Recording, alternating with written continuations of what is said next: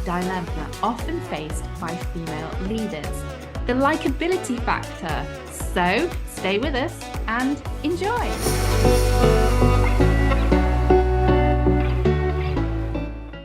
They were all huge How to Fail podcast fans, me included. I wasn't there to see Sophie Ellis-Bextor either.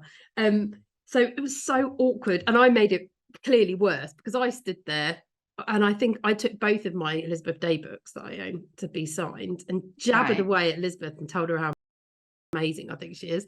Had my photograph taken with her. I have loads of photos, and it was so awkward because I mean, Sophie sat next to her just watching this unfolding, and all I could offer was, I can't believe you're 43. It's basically excessive amount of birthday cake at this point. I can't even eat cake, I'm diabetic. So I was like... There is a balance to be struck between asserting yourself and still being polite. And I do think that's sometimes where this goes wrong. But I would still argue it's true that it's women that get judged on that, not men. Yeah. It's very rare that I think I've ever seen anyone criticise a male for being assertive and impolite. Whereas women, we get criticised for being impolite. Yeah. Because it's not synonymous with that gender stereotype. Women are polite and nice, aren't they?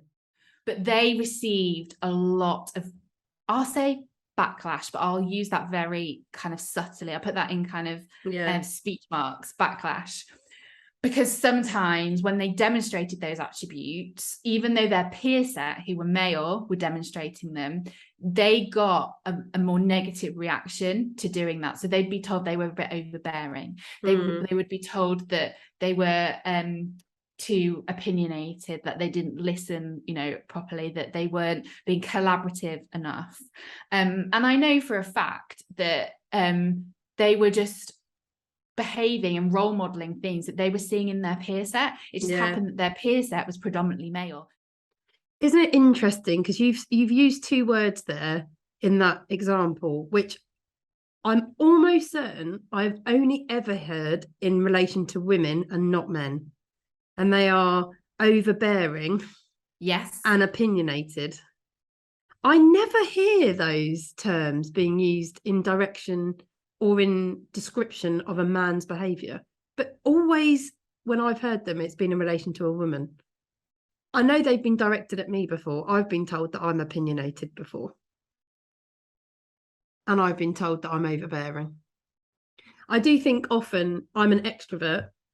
If any of you had not worked that out yet, there's that revelation right there. There's that little light bulb moment for you guys. You can break Lisa's my just singing it now. You can break my soul. You can break my soul.